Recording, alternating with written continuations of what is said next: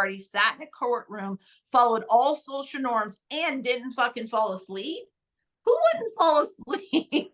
If you have like late stage dementia and you got to sit there and you can't really talk or move. I mean, we're falling asleep sometimes sitting there watching some of this stuff. It's so boring.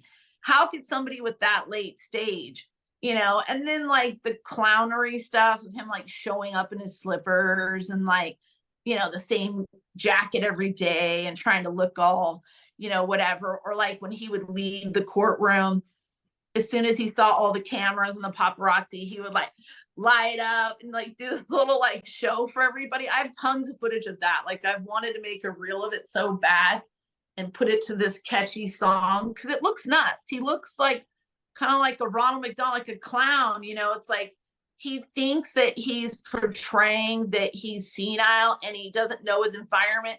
So he's happy to see everybody, but he just looks like a master fucking manipulator. And the joke's on him.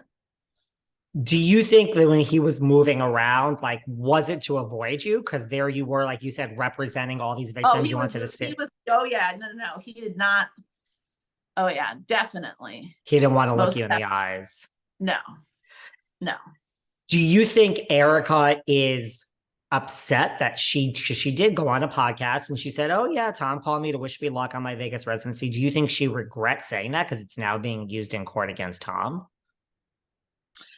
I mean, I don't know. I think that I'd certainly be guessing, but my opinion, from what I know about Erika, from Tom, from real life, or what you also see on the show, I think Erika's biggest concern is Erika. I mean, she's the one who said, put your face mask on first and then help other people. So I think even with Tom, her number one concern is surviving all of this, is getting through it and being able to continue. She's, 50 something years old. If she lives to be as old as Tom, she's got 30 more years to make it in this life. Do I think that she would do that on purpose? I don't think so. I think whether you consider it right or wrong, healthy or unhealthy, outside of the money, I do think that Erika was at least attached to Tom and had love for him.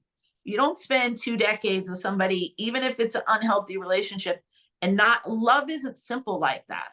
Humans aren't simple. We're complex people. That's why we screw up and we do good things and everything in between. So, I don't know.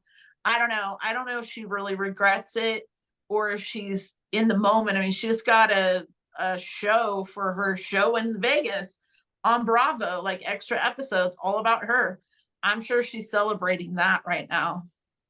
Right. That's more money. It's another payday. I mean, you are right. There's different, right. I don't think you can be with someone for 2 decades and not love them. There's different types of love. Do you think she was in love with him? Maybe in the beginning when she was young, I don't think people, that's the part we were talking about earlier, that I don't think people really, like, you hear about it, but it's one thing to hear it. It's another thing to live it, like how larger than life he was, how he was friends with like Supreme Court justices.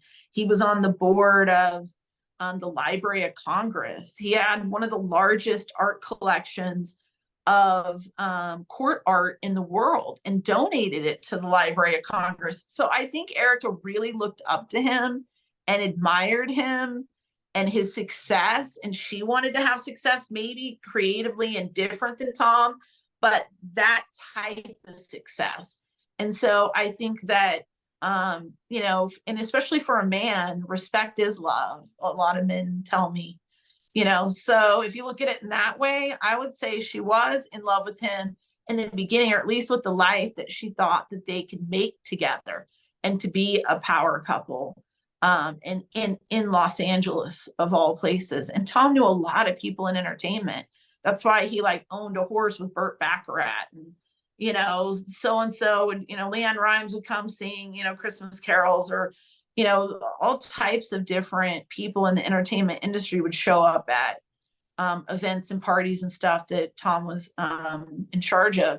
So I just imagine that as a young 20-something-year-old waiting tables, I mean, in her book, she says she throws her bags of clothes in the back of her little convertible and trash bags and heads over to the mansion. What's not to love?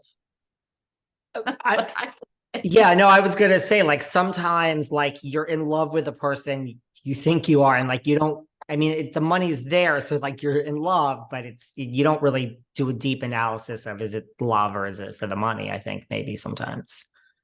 don't know. I mean, I'm 54. I ask myself every day, do I know what love even is yet? I'm still on that journey trying to You and figure me that out both, honey. You myself. and me both. Do you think that like she does this on the podcast, it's in court? Like, do you think she still like loves him, still has feelings, feels bad that she might be, like, do you think she still loves him in some respect? I think she has like Stockholm syndrome. And that's just my opinion. And as the trolls love to say, I'm not a doctor, I'm not a lawyer, I'm nothing. I have no credentials. Um, so, but just from my point of view, I feel like she does still have feelings for him. She does still care about him.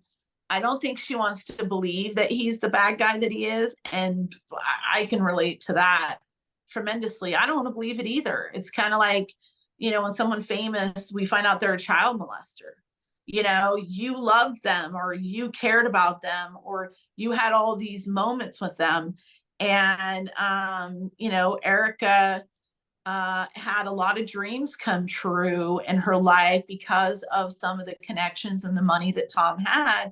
So she's, got these really deep bonds with him. And I think that's really hard to sort of, layer it and say, like, well, here's the bad guy and here's the guy who did these things. I also know he was a really big control freak. And I know for damn sure that he didn't do that to all of us, but he didn't, and then not do it to Erika. And her and I shared a driver. So I had a guy that I would regularly have as a driver that also would drive Erika or Erika and Tom. And, he would tell me stuff that he was worried about Erika or that he thought, Tom wasn't nice to Erika. And I would go back to that control freak thing that, like when we had lunches, either just he and I or even a group, we weren't allowed to have bread on the table because he didn't want it there. So nobody else could have it. Imagine living with somebody like that. Like, who fucking cares? If you don't want bread, don't eat it, dude.